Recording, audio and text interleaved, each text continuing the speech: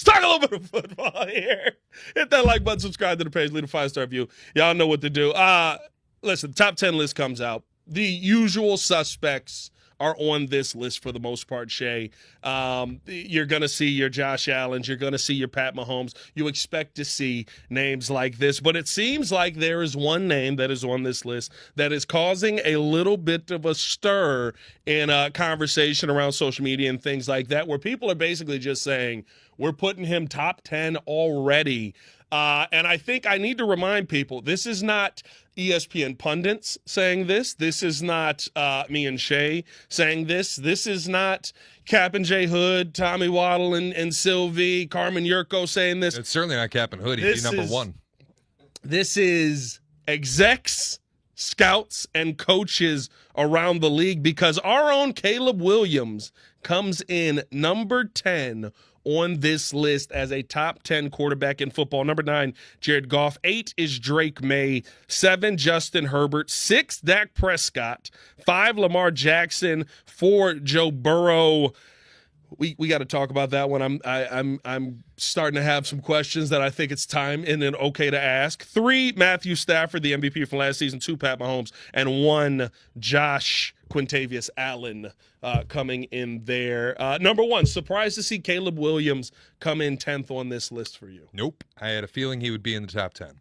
So I'm not surprised at all. And it really becomes like, look, they said it was a close race in the writing. Yeah, there's a lot of honorable mentions as well. Yeah. Jeremy Fowler said it was functionally a tie. Caleb, Jordan Love, a couple other guys. Sam Darnold, Jaden Daniels. Thank you. Yep. Functionally a tie for the 10th spot. Caleb won out after they did some extra interviewing, talked about the film study stuff.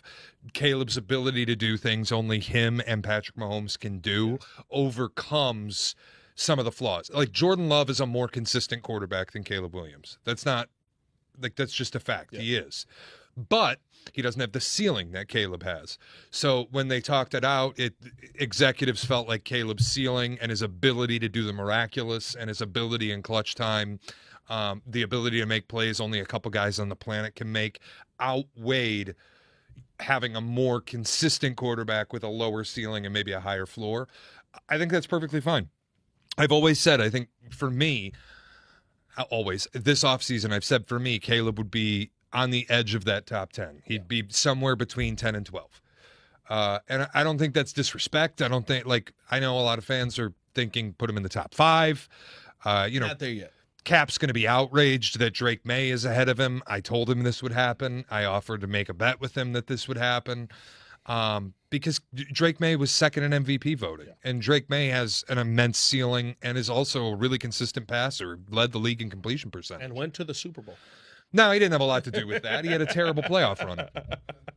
But terrible or not, went to the Super Bowl is going to be on his resume. Right. You know what I mean? I'm not too interested in debating, does this guy belong at 8 or 10? You're in the top 10. Yeah.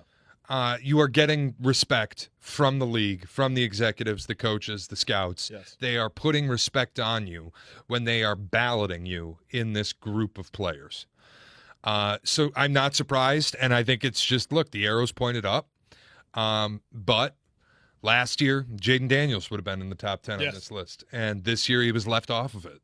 So it's Caleb's job now to continue to climb the ladder here and stay on this list going forward. It's interesting to me because, guys like Dan Orlovsky have already come out and said not having Jordan Love on this list is a crime. But he also says that 7 to 10 are interchangeable. So that means in my mind that he thinks Jordan Love is 1 through 6 in there. And I'd love to know who the person he's taking off is on that list. Dak Prescott, you think, in that conversation? To be honest because there are some – listen, whatever we feel about these guys, right? Brock Purdy, consistent, successful. Jordan Love, consistent, successful. Trevor Lawrence left off of this list. Last year, kind of the first, but I would say had a better overall consistent season than Caleb did as far as less ups and downs. Jalen Hurts left off of this list. I'm kind of okay with that one. I'm not going to lie to you. Yeah, he's not the top 10 quarterback. He wins, right? But the biggest name probably that most people are going to look at, Drake May's on the list. No Sam Darnold on this list, who won the Super Bowl and who actually was a reason that they won the Super Bowl, unlike Drake May, who wasn't. The Darnold thing doesn't bother me too much. You know, you look at the body of work, and he had a tremendous Super Bowl, like an outstanding Super Bowl. Yeah. The NFC title game against the Rams and the Super Bowl, he was really good in both games. Those were kind of look. This He essentially loses MVP because of one really bad game. I'm not saying this to denigrate. Like, I don't want this to be so black and white that like you say something and oh, you idiot, you think he sucks. Yeah. No, that's not what I'm saying. But when you look at the whole body of work, the NFC title and the Super Bowl were kind of the first big spots that Sam Darnold really stepped up. Yes. Because before then, it had been the story for a long time that, like, once the lights turn on, this guy's chariot arrives to take him home. You know, your Uber's here. Cinderella, you've been overserved. Let's hop in the back seat and take your ass home. Yeah. That had been Darnold's career to that point. Now he has two brilliant answers to that having been the story. The NFC title against the Rams, I said he was spectacular. The Super Bowl started rough and then ended up really nice. Yeah. I imagine scouts still want to see more. Like, do it again. If we're going to believe in you as top 10, like, we know Jackson Smith and Jigba is a big part of the offense. We know this cast you have. Gray Zabel was a revelation on their offensive line. Yeah. Like, they have pieces in place where, okay, this all worked for you. Now show us again, and then we'll give you the respect as a top 10 player, or more people will be willing to do that. It doesn't bother me he was left off. It doesn't bother me Jordan Love was. What if I told you the Chicago Bears are no longer trying to convince the NFL that Caleb Williams is special? The people inside the league are starting to say it for him. Executives, coaches, and scouts just rank Caleb Williams as a top 10 quarterback in professional football. And Bears fans, this is not some Chicago radio host trying to create excitement in July. This is not a fan poll. This is not a popularity contest. These are NFL decision makers watching the film, studying the pressure moments, comparing the talent, and placing Caleb Williams ahead of Jordan Love, Sam Darnold, Jalen Hurts, Jaden Daniels, Brock Purdy, and several other established quarterbacks. Let that sink in for a second. The quarterback of the Chicago Bears is officially receiving top 10 respect around the league. Caleb landed at number 10, but the most exciting part is not where he is right now. It is where NFL evaluators believe he can go. The final spot was reportedly extremely close, but Caleb won the debate because of his ceiling, his creativity, and his ability to produce plays that almost nobody else can make. One evaluator essentially put his rare playmaking ability in the same conversation as Patrick Mahomes. That does not mean Caleb has already accomplished what Mahomes has accomplished. Nobody is making that ridiculous argument. It means that when a play breaks down, when the pocket collapses, and when the defense thinks it is won, Caleb can suddenly create something that changes the entire game. And this is where the Jordan Love conversation becomes very interesting. Love may currently be the more consistent traditional passer. Fine, Bears fans can admit that without being afraid of the discussion. But consistency is not the same thing as having a championship-level ceiling. Caleb possesses the arm talent, movement skills, improvisational instincts, and late-game confidence that can turn a broken possession into 7 points. You cannot manufacture that ability. You either have it or you do not, and Caleb Williams absolutely has it. The numbers from last season prove that this is becoming more than potential. Caleb threw for 3,942 yards, breaking the Bears' single-season franchise record. He delivered 27 touchdown passes against only 7 interceptions. More importantly, he repeatedly became a different animal when the game reached the fourth quarter.